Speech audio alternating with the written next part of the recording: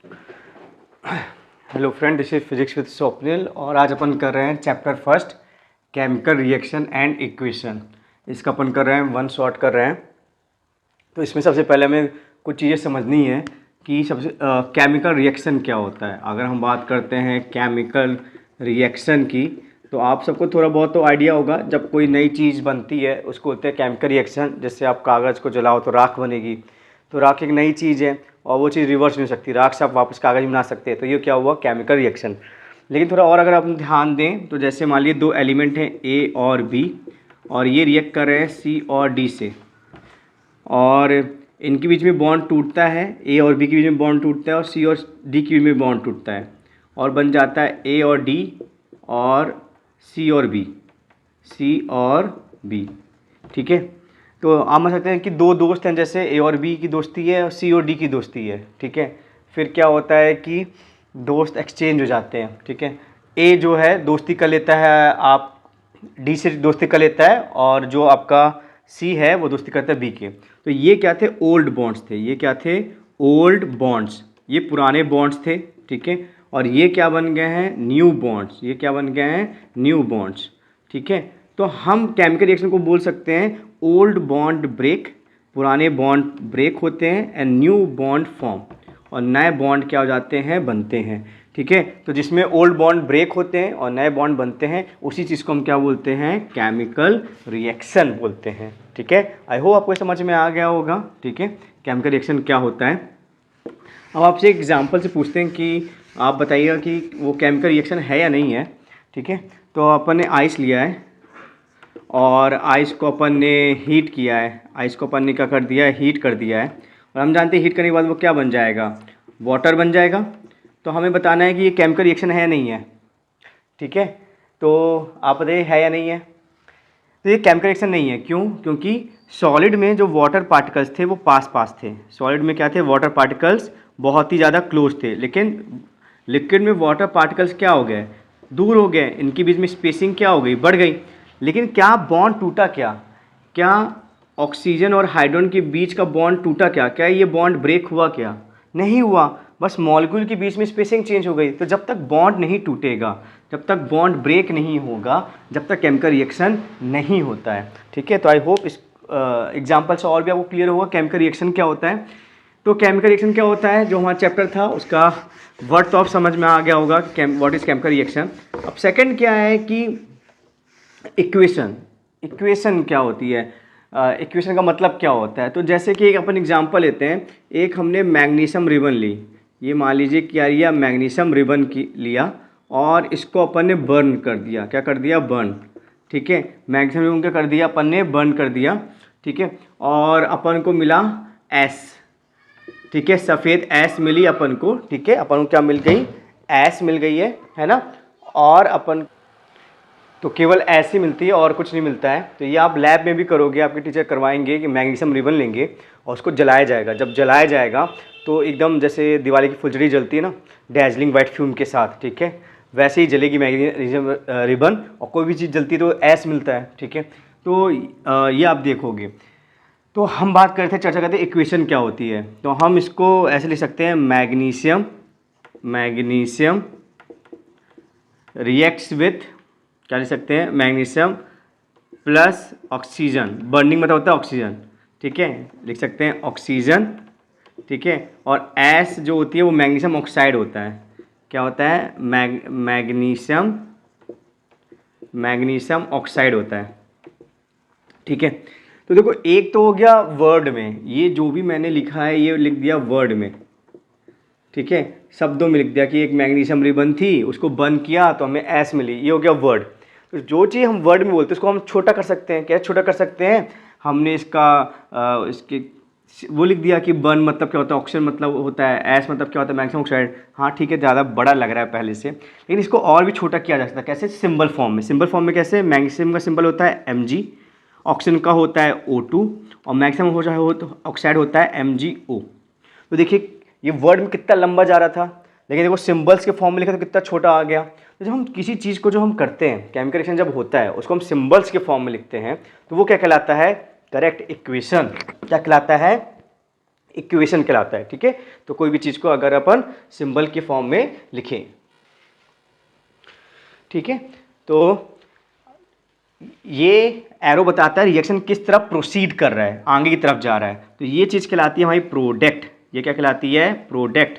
और ये बताता है कि कौन कौन चीज़ मिल रहे हैं, ठीक है, और प्रोडक्ट बना रहे हैं। तो जो चीज़ मिल रहे हैं उनको बोलते हैं रिएक्टेंट। क्या बोलते हैं? रिएक्टेंट। ठीक है, जितनी अलग अलग चीज़ें मिलेंगी उन सबको हम किससे डिवाइड करेंगे? प्लस साइन से। ठीक है, एरो बताती है कहाँ पे हमारा रिएक्शन जा रहा है, क्या मिल रहा है हमें। मैग्नीशियम रिबन जलाने के बाद हमें क्या मिल रहा है? राख मिल रही है। ठीक है, तो इस साइड होता है, लेफ्ट साइड होता है रिएक्टेंट और राइट साइड होता है प्रोडक्ट। तो इक्वेशन मतलब क्या हुआ? इक्वेशन का जो मतलब हुआ वो क्या हुआ? When reaction is return in symbols. जब रिएक्शन को हम किस में लिख दें? सिंबल्स में लिख दें। जैसे एरो भी एक सिंबल है, वो क्या बता रहा है कि कहाँ पे किस डायरेक्शन में रिएक्शन प्रोसीड कर रहा है। प्लस भी एक सिंबल है, वो हमें क्या बता रहा है कितने ज़्यादा रिएक्टेंट पार्टिसिपेट कर रहे हैं, है ना। तो जब भी हम रिएक्शन को किस में रखेंगे? सिंबल्स में लिखा जाएगा। जब भी रिएक्शन को सिंबल्स में लिखा जाएगा उसका मतलब क्या है? उसका मतलब है इक्वेशन, केमिकल इक्वेशन। ठीक है, तो ये क्या हुआ हमारा डेफिनेशन? Chemical equation. ठीक है, ये हमारा क्या हुआ डेफिनेशन? केमिकल इक्वेशन का हुआ। आई होप ये आपको समझ में आ गया होगा केमिकल रिएक्शन क्या होता है और केमिकल इक्वेशन क्या होता है ना। अब अपन नेक्स्ट लेते हैं। तो नेक्स्ट अपन जैसे अपन इसी एग्जांपल को उठाते हैं जो अपन ने लास्ट में लिया था। क्या अपन ने लिया था? एग्जांपल लिया था Mg मैग्नीशियम जो होता है वो किससे रिएक्ट करता है? करेक्ट, ऑक्सीजन के साथ। और क्या बनाता है? वेरी गुड, MgO बनाता है ना। ये अपन ने लिया एग्जांपल था। अब आप देखिए यहाँ पे रिएक्टेंट में मैग्नीशियम कितने हैं? ठीक है, रिएक्टेंट में अपन काउंट करते हैं। रिएक्टेंट में मैग्नीशियम कितने हैं? 1। प्रोडक्ट में कितने बच्चा? प्रोडक्ट में कितने हैं? 1। ऑक्सीजन कितना है रिएक्टेंट में? ऑक्सीजन रिएक्टेंट में है 2 है ना, O2। और रिएक्टेंट में कितना है? 1। तो क्या ये बैलेंस है? ये बैलेंस नहीं है। इस टाइप को बोलते हैं स्केलेटल इक्वेशन। क्या बोलते हैं? इस इक्वेशन को हम क्या बोलेंगे? Skeleton equation. ठीक है, equation which is not balance. Equation जो बैलेंस नहीं होता है उसको क्या बोलते हैं? स्केलेटल। ठीक है, स्केलेटन नहीं होगा, स्केलेटल होगा। ठीक है, स्केलेटल इक्वेशन। ठीक है, स्केलेटल इक्वेशन बोलते हैं। ठीक है, अब क्यों बैलेंस करने की जरूरत पड़ती है? क्योंकि मास कंजर्व होता है। ठीक है, जितना आप मास लिए हो उतना ही मास आपको मिलेगा। ठीक है, जैसे आपने लकड़ी जलाई, आपने 500 ग्राम की लकड़ी जलाई और आपको राख मिली, तो आप बोलोगे तो राख तो बहुत कम ग्राम की मिलती, 50 ग्राम की, बाकी 450 ग्राम तो मिला नहीं, तो मास तो कंजर्व नहीं हुआ। आप गलत बता रहे हो। लेकिन जो धुआं निकला, CO2 गैस निकला, वो भी आप कैप्चर कर लो और उसको वजन का नापो तो 450 ग्राम ही निकलेगा। तो मास जो होता है वो नष्ट नहीं होता है। ठीक है, जितना मास पहले था रिएक्टेंट का होता है उतना ही मास का होता है प्रोडक्ट का ही होना चाहिए। ठीक है, तो ये तभी हो सकता है कि जितने एटम्स एक एलिमेंट के रिएक्टेंट साइड हैं उतनी ही एटम्स उसी एलिमेंट के प्रोडक्ट साइड होने चाहिए। ठीक है, तो आई होप ये स्टेटस समझ में आ गया होगा, है ना। अब अपन बात करते हैं बैलेंस्ड केमिकल इक्वेशन की। किसकी बात करेंगे अपन? बैलेंस्ड केमिकल इक्वेशन की। Okay, we will talk about balance chemical equation. ठीक है, ये क्या होता है कि फिर से लिख देते हैं Mg plus O2 gives MgO। ठीक है, बैलेंस केमिकल इक्वेशन का मतलब क्या होता है कि number of atom of each element must be equal in reactant and product। ठीक है, कोई भी आप एलिमेंट ले लो, जैसे मैग्नीशियम हमने एलिमेंट लिया तो उसके जितने भी एटम रिएक्टेंट में उतनी ही एटम क्या होना चाहिए? प्रोडक्ट में होना चाहिए। तो उसको क्या बोलेंगे? Balanced chemical equation. क्यों? Because mass is conserve. क्योंकि मास क्या होता है? कंजर्व होता है, इसलिए इसको बैलेंस होना पड़ेगा। अब सवाल आता है इसको बैलेंस कैसे किया जाए? तो इसको बैलेंस करते हैं हिट एंड ट्रायल मेथड से, या बोलते हैं तुक्केबाजी मेथड। ठीक है, आप ऐसे ही आपको हिट एंड ट्रायल करना पड़ेगा। इसमें बस एक नियम है कि आपको जब बैलेंस करना है तो आप नंबर बस सामने लगा सकते हो, यहाँ लगा सकते हो नंबर, यहाँ पे आप नीचे नहीं लगा सकते हो नंबर, बीच में नहीं लगा सकते हो नंबर, पीछे नहीं लगा सकते हो, ठीक है। तो आप नीचे, बीच में और पीछे ये नहीं लगा सकते। तो लगा क्या सकते हो, केवल और केवल आगे लगा सकते हो नंबर। कहाँ लगा सकते हो, आगे, केवल आगे ही नंबर आप लगा सकते हो बैलेंस करेंगे। तो mg यहाँ कितना है, 1, यहाँ भी mg क्या है, 1, तो ये बैलेंस। ऑप्शन यहाँ क्या है, 2, यहाँ ऑप्शन क्या है, 1, तो हम यहाँ नहीं लिख सकते, हम ये O2 ऐसे नहीं लिख सकते, तो ये गलत हो जाएगा क्योंकि हम नीचे नहीं लगा सकते, हम यहाँ भी नहीं लिख सकते हैं, पीछे भी नहीं सकते, हमें आगे ही लगाना पड़ेगा। तो हमने आगे लगाया ना, तो ये 2 इसको भी मिलेगा, इसको मिलेगा, तो ऑप्शन तो वहाँ बैलेंस हो गया। लेकिन दिक्कत क्या आएगी, मैग्नीशियम यहाँ 2 हो गया और यहाँ मैग्नीशियम क्या हो गया, 1, तो फिर क्या कर देंगे, क्या यहाँ लगाएं, करेक्ट, यहाँ नहीं लगा सकते, तो कहाँ लगाएंगे, आगे। तो देखिए मैग्नीशियम भी 2 है, यहाँ भी मैग्नीशियम 2 है, यहाँ ऑप्शन 2 है और यहाँ भी ऑप्शन क्या है, 2, तो ये हमारा क्या हो गया, बैलेंस्ड हो गया, ठीक है। बैलेंस्ड केमिकल इक्वेशन हमारा ये हो गया, ठीक है। आई होप ये आपको समझ में आ गया होगा, ठीक है। अपन नेक्स्ट टॉपिक के ऊपर चलते हैं, उसको समझते हैं कि नेक्स्ट टॉपिक से क्या अपन को सीखने को मिलेगा, ठीक है। तो नेक्स्ट टॉपिक हमारा जो है वो है टाइप्स ऑफ केमिकल रिएक्शन। क्या है हमारा, टाइप्स ऑफ केमिकल रिएक्शन, ठीक है। कितने प्रकार के केमिकल रिएक्शन होते हैं बेसिकली। तो पहला बच्चा होता है कॉम्बिनेशन, क्या होता है, कॉम्बिनेशन। सेकंड होता है डीकम्पोजिशन, क्या होता है बच्चों, डीकम्पोजिशन। थर्ड होता है डिस्प्लेसमेंट, क्या होता है, डिस्प्लेसमेंट रिएक्शन।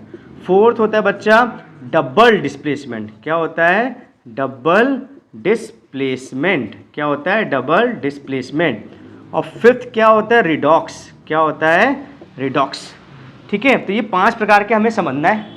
कॉम्बिनेशन में मतलब क्या होता है कि 2 एलिमेंट होंगे और वो कंबाइन कर जाएंगे, A + B क्या मिल जाएगा, हमको A भी मिल जाएगा, ठीक है। इसको भी डिटेल में करने वाले हैं। डिकम्पोजिशन क्या होता है, जो हमें मिला है किसी के द्वारा, या लाइट के द्वारा, हीट के द्वारा या करंट के द्वारा, हम इसको तोड़ेंगे, ठीक है। कोई भी एक एक्सटर्नल सोर्स होगा, उसके द्वारा तोड़ा जाएगा और ये वापस A और B में टूट जाएगा। डिस्प्लेसमेंट मतलब क्या होता है, A और P में दोस्ती थी, किसी के आने से, C के आने से इनमें बीच में बॉन्ड टूट जाता है, तो A C के साथ हो गया और B अकेला रह गया, ठीक है। ये होता है डिस्प्लेसमेंट, ठीक है। तो C ने क्या कर दिया, B को डिस्प्लेस कर दिया, इसको बोलते हैं डिस्प्लेसमेंट। डबल डिस्प्लेसमेंट क्या होता है, एक्सचेंज हो जाएंगे, A B के साथ दोस्ती था और C और D की दोस्ती थी, तो A D के साथ हो गया और B और C आपका B के साथ हो गया, C किसके साथ हो गया, आपका B के साथ, है ना, दोनों एक्सचेंज किए, तो ये होता है। अब रिडॉक्स क्या होता है, रिडॉक्स में मतलब होता है एडिशन ऑफ ऑक्सीजन, है ना, ठीक है। तो जैसे आपका Cu+O है, ठीक है, तो ये Cu हो गया, तो इसमें ऑक्सीजन ऐड हुआ ना, इसमें ऑक्सीजन नहीं था, तो ये हो गया ऑक्सीडेशन, क्या हो गया, ऑक्सीडेशन, ठीक है। या अपन के पास CuO है, इसमें हमने H2 जोड़ दिया, ठीक है, तो ये H2 क्या करेगा, ऑक्सीजन को ले लेगा, तो ये हो जाएगा Cu + H2O। तो CuO से ऑक्सीजन हट गया, तो ये हो जाएगा रिडक्शन, क्या हो जाएगा, रिडक्शन, ठीक है। तो ऑक्सीडेशन प्लस रिडक्शन को क्या बोलते हैं, रिडॉक्स। फिर से देखिए ऑक्सीडेशन मतलब क्या होता है, ऑक्सीजन का जुड़ना, Cu के पास ऑक्सीजन नहीं था, ऑक्सीजन जुड़ गया तो ऑक्सीडेशन हो गया कॉपर का। फिर कॉपर का ऑक्सीजन था, हाइड्रोजन आने से ऑक्सीजन हट गया, तो ऑक्सीजन के हटने को क्या बोलते हैं, रिडक्शन, क्या बोलते हैं, रिडक्शन। तो 5 प्रकार के होते हैं हमारे पास केमिकल रिएक्शन। एक होता है कॉम्बिनेशन, 2 एलिमेंट कंबाइन करते हैं, तो कॉम्बिनेशन मतलब क्या होता है, सिंगल प्रोडक्ट हमें मिलता है, क्या मिलता है हमें, सिंगल प्रोडक्ट, है ना।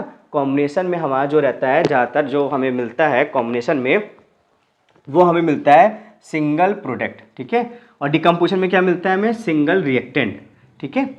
तो आप इसका स्क्रीनशॉट ले सकते हैं, ठीक है। अब हम एक एक करके 5 ही ये हमको समझने हैं, ठीक है। और इसके बाद हमारा एक कोरोजन टॉपिक होता है और रेंसिडिटी होता है और हमारा चैप्टर खत्म हो जाता है, ठीक है। तो आप इसका स्क्रीनशॉट ले लीजिए, फिर अपन एक एक करके इसको समझते हैं, ठीक है।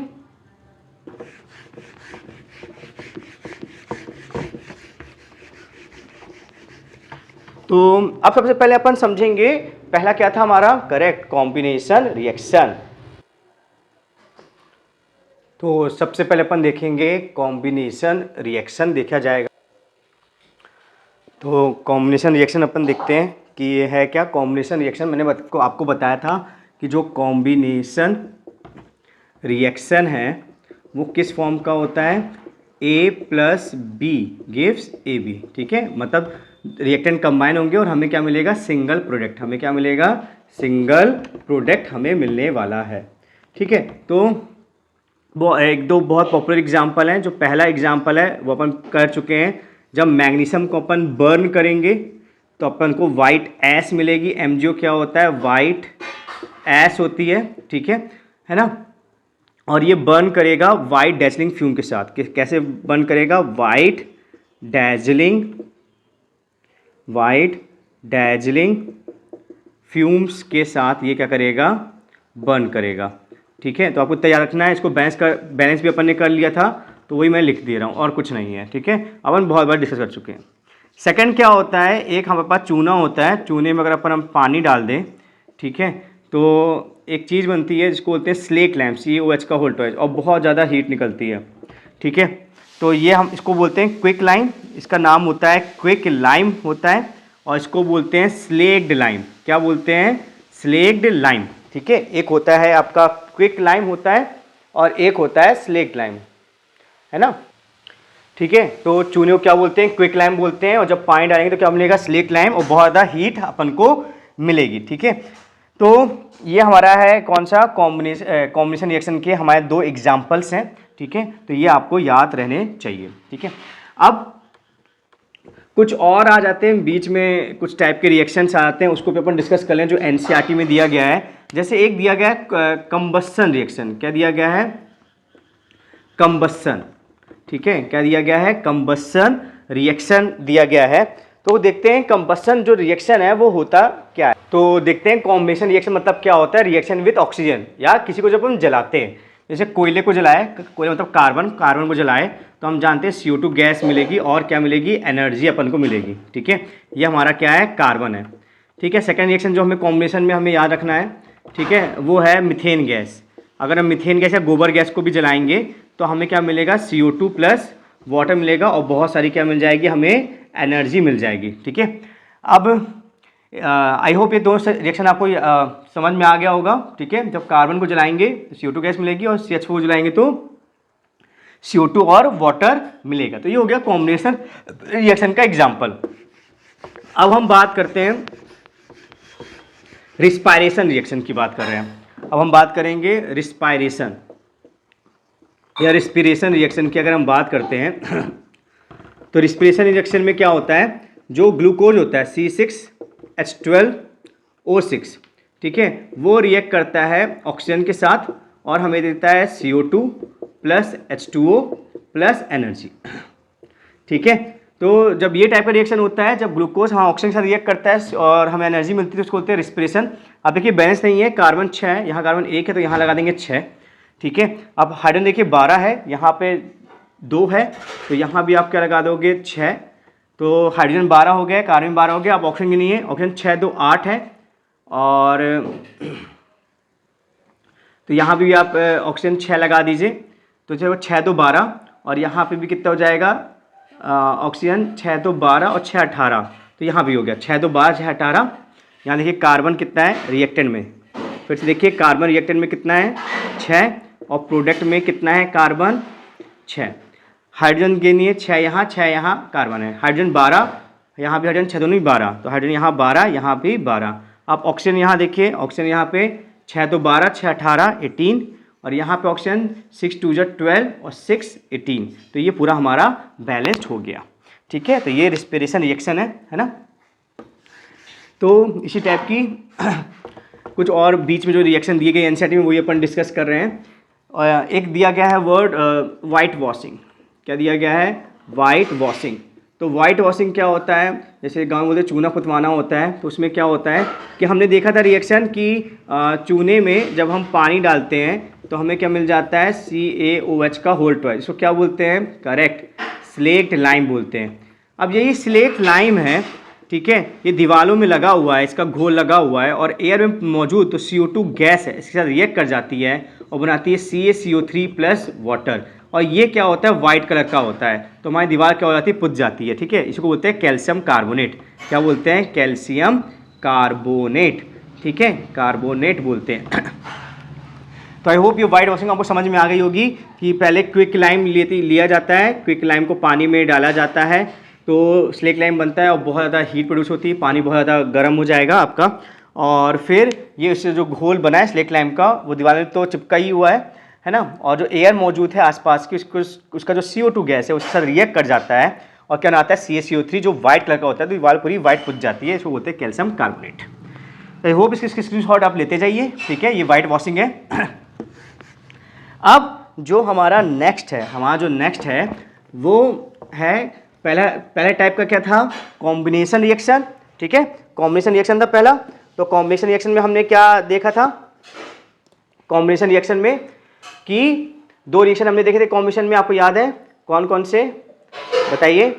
पहला हमारा रिएक्शन था मैग्नीशियम वाला, magnesium reacts with oxygen to form magnesium oxide, और सेकंड बताइए क्विक लाइम वाला, है ना, ठीक है। अब अपन पढ़ेंगे डीकम्पोजिशन रिएक्शन, क्या पढ़ेंगे, सेकंड टाइप का रिएक्शन पढ़ेंगे डीकम्पोजिशन रिएक्शन, ठीक है, हम पढ़ेंगे डीकम्पोजिशन रिएक्शन हम पढ़ेंगे, ठीक है। डीकम्पोजिशन रिएक्शन हमने बताया था कि AB होता है और कुछ एक्सटर्नल सोर्स होता है, एक्सटर्नल सोर्स होता है, तो A अलग हो जाता है और जो B है वो क्या हो जाता है, अलग हो जाता है, ठीक है, A अलग हो जाता है और B भी क्या हो जाता है, अलग हो जाता है, ठीक है। अब इसका एग्जाम्पल हम बताएंगे आपको, इसका जो एग्जाम्पल डिकम्पोजिशन के 3 प्रकार के होते हैं।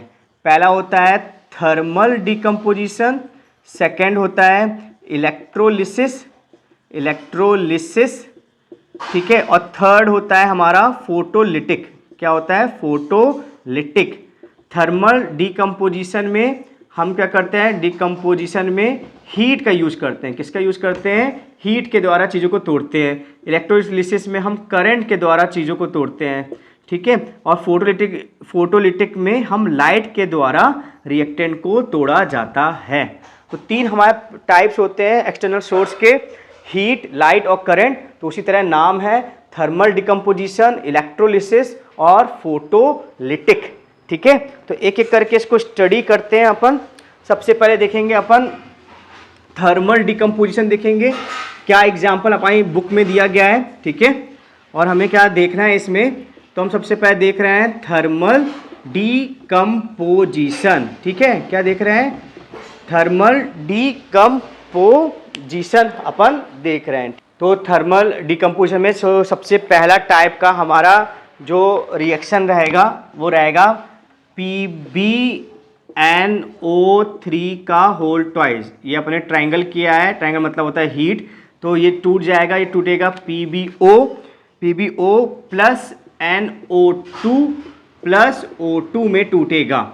अब ये जो PbO है और NO2, तो NO2 इसमें क्या होती है, ब्राउन गैस, और ये अक्सर पूछा जाता है, ये आपको याद करना है, पूछा था ब्राउन गैस कौन सी है, तो NO2 गैस है। कैसे मिलती है, जब हम लेड नाइट्रेट को हीट करते हैं, इसको क्या बोलते हैं, लेड नाइट्रेट।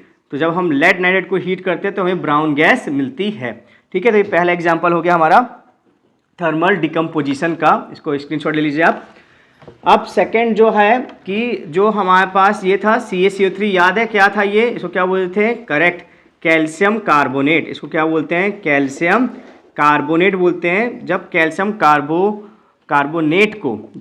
कार्बोनेट को अगर हम हीट करते हैं तो ये टूटता है CaO और CO2 में, तो CO क्या है, क्विक लाइम। तो वापस हमें अपना क्विक लाइम मिल सकता है, ठीक है। क्विक लाइम में अपन क्या डाले थे, वाटर, तो क्या मिला था, करेक्ट, स्लेक लाइम। फिर स्लेक लाइम ने क्या किया था, एयर के करेक्ट CO2 के साथ रिएक्ट किया था, क्या बनाया था, कैल्शियम कार्बोनेट। लेकिन अब इसी कैल्शियम कार्बोनेट को अपन हीट कर दे तो फिर से हमें क्या मिल जाएगा, क्विक लाइम मिल जाएगा, ठीक है। अब लास्ट है हमारा थर्मल डिकम्पोजिशन में है एक क्रिस्टल होता है FeSO4.7H2O, ये होता है ग्रीन कलर का, ये ग्रीन कलर का क्रिस्टल होता है। अब इस क्रिस्टल को अगर अपन हीट करें तो वाटर उड़ जाता है और कलर भी इसका उड़ जाता है, मतलब वाटर की वजह से इसके पास क्या था, कलर था। और इसको अगर अपन फर्दर हीटिंग करते हैं तो ये टूटता है Fe2O3 plus SO2 plus SO3 में टूटता है, और इन दोनों गैस को बोलते हैं सफोगेटिंग गैस। मतलब इन गैस को छूने से क्या आएगी, घुटन टाइप की महसूस होगी, सफोकेटिंग गैस होती है, ठीक है। और ये होता है फेरिक ऑक्साइड, ठीक है, ये होता है फेरिक ऑक्साइड, है ना। और इसको बोलते हैं फेरस सल्फेट। क्या बोलते हैं? Ferrous sulphate. तो डायरेक्ट क्वेश्चन भी आते हैं कि सफोकेटिंग गैस बताओ, तो क्या होगी? SO2 और SO3। ग्रीन क्रिस्टल का नाम बताओ, तो ये है, ठीक है। Brown gas, correct, NO2 gas. कैसे मिलती है? लेड नाइट्रेट को हीट करने में। तो ये 3 एग्जाम्पल थे थर्मल डिकम्पोजिशन के।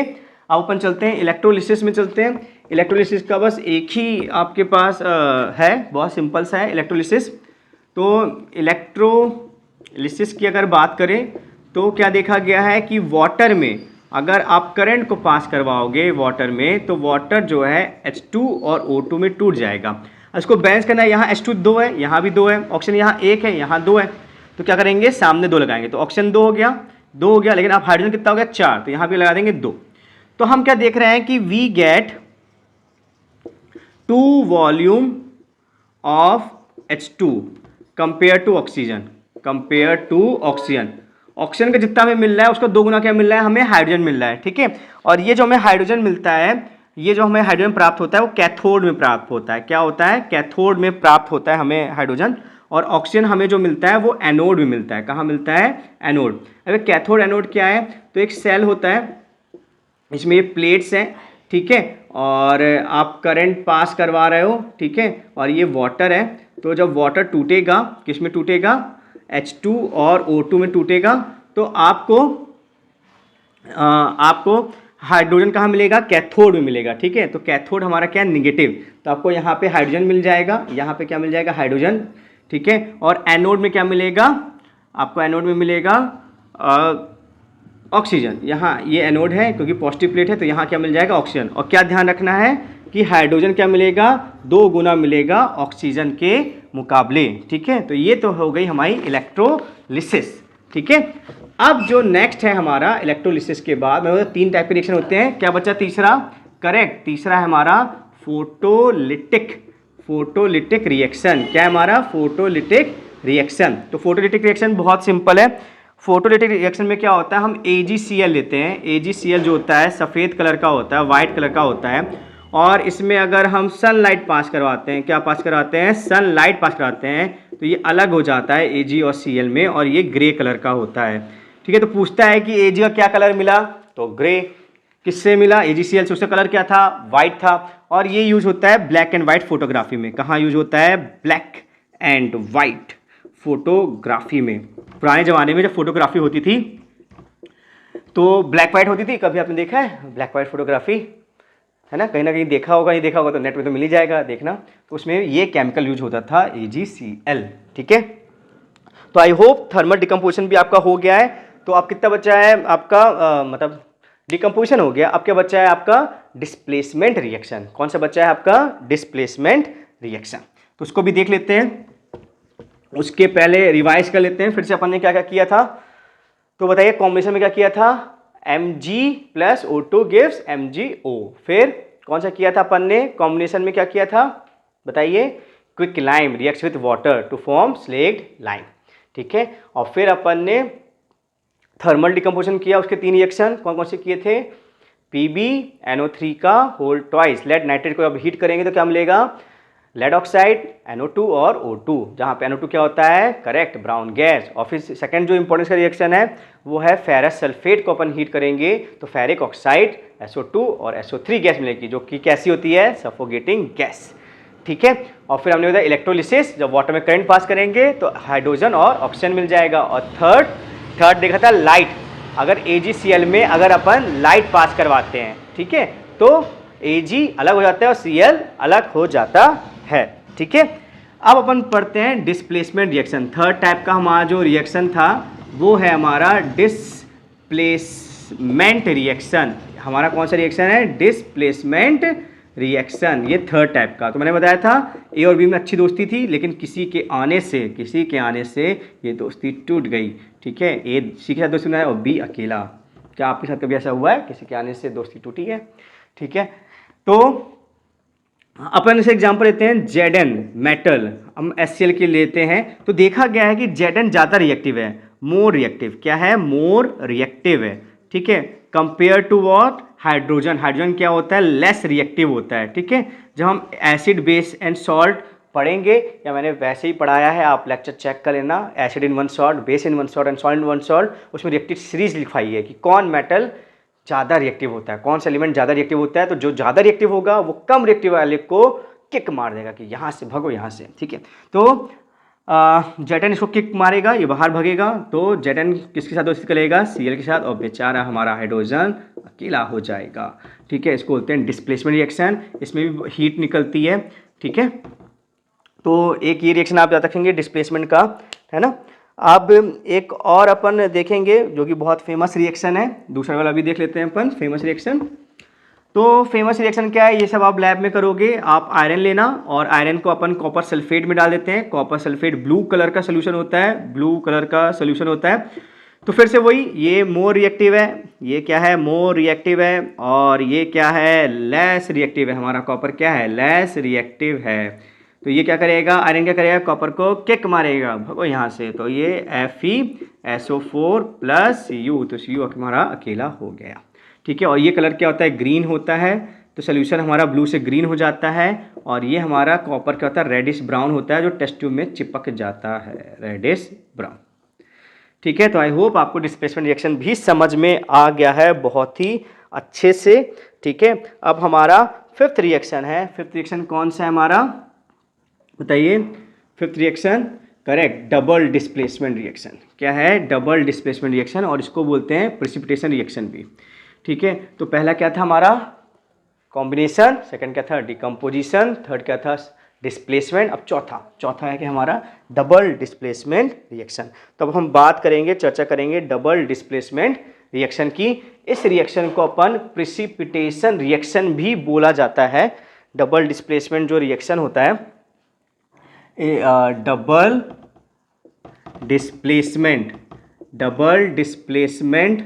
रिएक्शन जो होता है, इसका एक और नाम होता है, इसको बोलते हैं प्रेसिपिटेशन रिएक्शन। क्या बोलते हैं, प्रेसिपिटेशन रिएक्शन। प्रेसिपिटेशन मतलब होता है नॉट सोल्यूबल इन वाटर, जो पानी में न घुले, ठीक है। नॉट सोल्यूबल इन वाटर मतलब टेस्ट ट्यूब में नीचे बैठ जाए, वो होता है प्रेसिपिटेशन रिएक्शन, ठीक है। तो देखते हैं क्या क्या एग्जाम्पल दिए गए हैं बुक में। तो एक एग्जाम्पल दिया गया है BaCl2 का, ठीक है। इसमें क्या होता है, हमने आपको बताया था कि एक्सचेंज हो जाते हैं आयंस, ए का बी के साथ दोस्ती थी और सी का डी के साथ। तो ए की दोस्ती क्या हो जाएगी, डी के साथ, और सी की दोस्ती बी के साथ, ठीक है। तो आपस में ही इन्होंने क्या कर दिया, एक्सचेंज कर लिया, ठीक है। तो एक एग्जाम्पल BaCl2 Na2SO4 Na2SO4, ये हमें देता है BaSO4 प्लस NaCl, जहाँ पे BaSO4 हमारा प्रेसिपिटेट होता है और इसका कलर होता है वाइट। क्या होता है कलर इसका, वाइट। तो ये देखो, ये A, ये B, ये C, ये D। तो A ने D के साथ, A ने D के साथ बना लिया और C ने B के साथ, ठीक है। C ने B के साथ दोस्ती कर ली, ठीक है। तो आपस में ही क्या हो गया, आयंस क्या हो गया, एक्सचेंज हो गया। इसको बोलते हैं डबल डिस्प्लेसमेंट रिएक्शन। और ये हमारा हो गया वाइट PPT, ठीक है। तो सेकंड जो एग्जांपल है वो है PbNO3 का होल ट्वाइस, ठीक है। PbNO3 का होल ट्वाइस प्लस Ki, तो ये बना देता है PbI2 प्लस KNO3। वही है ABCD। तो A ने D के साथ दोस्ती कर ली और C ने B के साथ दोस्ती कर ली, ठीक है। म्यूचुअल एक्सचेंज हो गए। इसमें ये जो होता है वो येलो PPT होता है। क्या होता है, येलो PPT होता है, येलो प्रेसिपिटेट होता है, ठीक है। तो 5-6 बार इसको आप लिखेंगे, रिएक्शन को लिखेंगे, तो ये भी आपको याद हो जाएगा। जितने रिएक्शन लिखवाए हैं यही आते हैं, आपको ये याद करना ही पड़ेगा, रट्टा मारना ही पड़ेगा, ठीक है। तो पहला क्या था, BaCl2 plus Na2SO4 gives, correct, BaSO4 plus NaCl। Second, PbNO3 का whole twice plus Ki gives, correct, PbI2 plus KNO3। BaSO4 का क्या होता है कलर, वाइट, और PbI2 का, करेक्ट, येलो, ठीक है। तो ये हमारे रिएक्शन हो गए। अब हमारा लास्ट बाकी है, रिडॉक्स बाकी है रिएक्शन। उसके पहले कुछ टर्म्स हैं, वो भी अपन देख लेते हैं रिडॉक्स के पहले। तो रिडॉक्स के पहले एक टर्म आएगा हमारा एक्सोथर्मिक रिएक्शन। क्या आएगा, एक्सोथर्मिक रिएक्शन। ये जो रिएक्शन होता है इसमें क्या होता है, हीट इज रिलीज्ड, इसमें क्या होता है, हीट इज रिलीज्ड। तो जिन जिन रिएक्शन में हीट रिलीज होगी उसको एक्जोथर्मिक बोल सकते हैं। जैसे Zn प्लस HCl, तो ये क्या बनता था, ZnCl2 प्लस H2 और प्लस क्या देता था, हीट, तो ये एक्जोथर्मिक है। सेकेंड, जब क्विक लाइम में पानी डालते थे और क्या बनता था हमारा, स्लेक्ड लाइम बनता था, ठीक है ना, और क्या निकलती थी, हीट निकलती थी, तो ये भी क्या हुआ, एक्जोथर्मिक, ठीक है। और दूसरा होता है एंडोथर्मिक, क्या होता है, एंडोथर्मिक रिएक्शन, ठीक है। इसमें क्या होती है, हीट एब्जॉर्ब होती है, क्या होती है, हीट एब्जॉर्ब। तो हमने जो भी पढ़ा था थर्मल डिकम्पोजिशन में वो एंडोथर्मिक में आएगा। जैसे PbNO3 का होल ट्वाइस को अगर अपन हीट करेंगे तो हीट एब्जॉर्ब हो रही है, तो क्या बनेगा, correct, PbO plus NO2 plus O2। तो आई थिंक ये 2 पॉइंट भी आपको बहुत अच्छे से क्लियर हो गए हैं, ठीक है। आप इसका भी स्क्रीनशॉट ले लीजिए। फिर अपन लास्ट टॉपिक करेंगे redox, okay, so take its screenshot, ठीक है। तो अपन लास्ट रिएक्शन में चलते हैं, है ना। तो लास्ट हमारा रिएक्शन है, पहला क्या था, कॉम्बिनेशन, सेकंड क्या था, correct, decomposition, third displacement, fourth double displacement and last is redox. तो मैंने बता दिया था रिडॉक्स में क्या होता है, ऑक्सीडेशन भी होता है और करेक्ट रिडक्शन भी होता है। तो हमारे पास कॉपर था, कॉपर किस कलर का होता है, रेडिश ब्राउन कलर का होता है। जब इसको हम गर्म करेंगे, मतलब रिएक्शन विद ऑक्सीजन करेंगे, तो क्या होगा, Cu बन जाएगा और ये ब्लैक कलर का होता है, मतलब एक काला पंछा आ जाएगा, ठीक है, मतलब उसमें काली एक परत आ जाएगी, ब्लैक परत आ जाएगी, ठीक है। अगर इस काली परत को आपको हटाना है तो आप हाइड्रोजन गैस पास करवाइए, तो हाइड्रोजन को ऑक्सीजन बहुत पसंद है, तो हाइड्रोजन ऑक्सीजन को ले जाएगा और हमारा जो रेडिश ब्राउन कलर है वो हमें फिर से मिल जाएगा, ठीक है।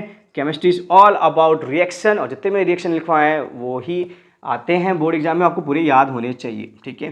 तो ब्लैक कलर कब मिलता है हमें, इस रिएक्शन में मिलता है, कब, जब हम कॉपर को क्या करें, हीट करें, तो एयर की जो ऑक्सीजन है वो रिएक्ट कर जाती है, कॉपर ऑक्साइड बना लेती है, इसको क्या बोलते हैं, कॉपर ऑक्साइड, क्या बोलते हैं, कॉपर ऑक्साइड। अगर हमें फिर से चाहिए कॉपर ऑक्साइड तो क्या कर दो, पास हाइड्रोजन गैस, क्या कर दो, पास हाइड्रोजन गैस। अब इसमें क्या हो रहा है, हाइड्रोजन, इसमें कॉपर क्या हो रहा है, इसमें कॉपर का क्या हो रहा है, रिडक्शन, क्या हो रहा है, रिडक्शन, क्यों, रिमूवल ऑफ ऑक्सीजन, क्या हो रही है, रिमूवल ऑफ ऑक्सीजन, ऑक्सीजन हट रही है, कॉपर ऑक्साइड से ऑक्सीजन हट रही है। और इसमें क्या हो रहा है, कॉपर का, करेक्ट, ऑक्सीडेशन, ऑक्सीडेशन क्यों हो रहा है, क्योंकि इसमें क्या हो रहा है, इसमें ऑक्सीजन जुड़ रही है, क्योंकि क्या हो रहा है, इसको बोलते हैं एडिशन, एडिशन ऑफ ऑक्सीजन, ठीक है। अब ये जो हुआ, जो जिसका ऑक्सीडेशन होता है उसके पड़ोसी को बोलते हैं ऑक्सीडाइजिंग एजेंट।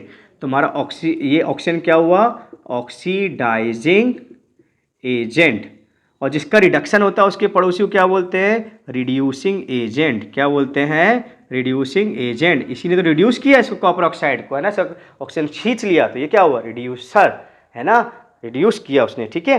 तो अब इसका स्क्रीनशॉट ले लीजिए। एक और एग्जांपल अपन लेते हैं, आप बताइएगा उस एग्जांपल में कि किसका ऑक्सीडेशन हो रहा है और किसका करेक्ट रिडक्शन हो रहा है, ठीक है।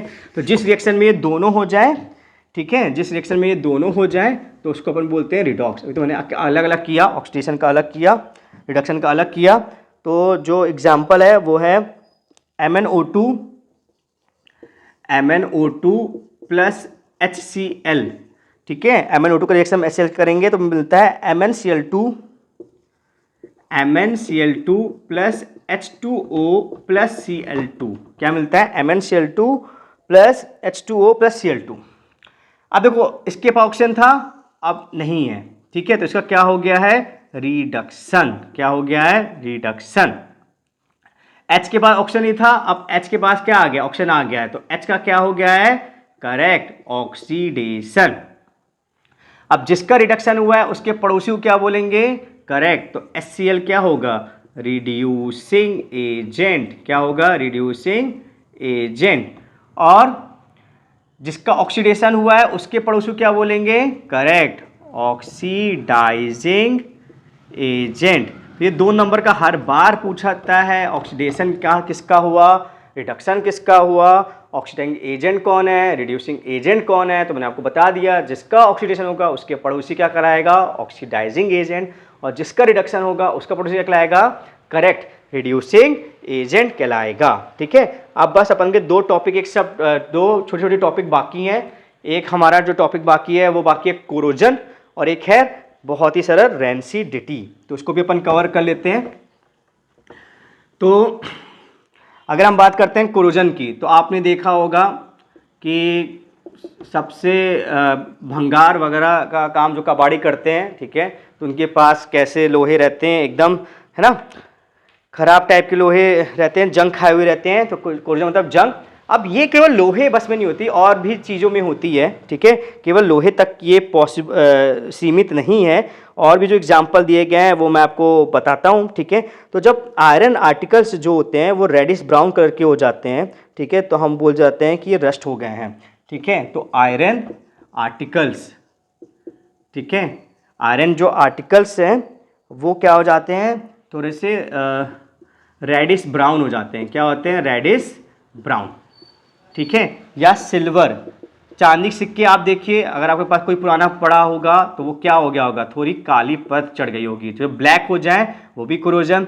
और जो कॉपर के वेसल्स हैं, भगवान जी के आप बर्तन होंगे कॉपर के, वहाँ देखिए कुछ हरापन आ जाता है, ग्रीन टाइप का, तो उसमें भी क्या है, ग्रीन परत आ गई है। तो ये सब एग्जाम्पल किसके हैं, कोरोजन के एग्जाम्पल है। किसके एग्जाम्पल है, कोरोजन के एग्जाम्पल हैं। मतलब इनकी अब प्रॉपर्टी चेंज हो गई है।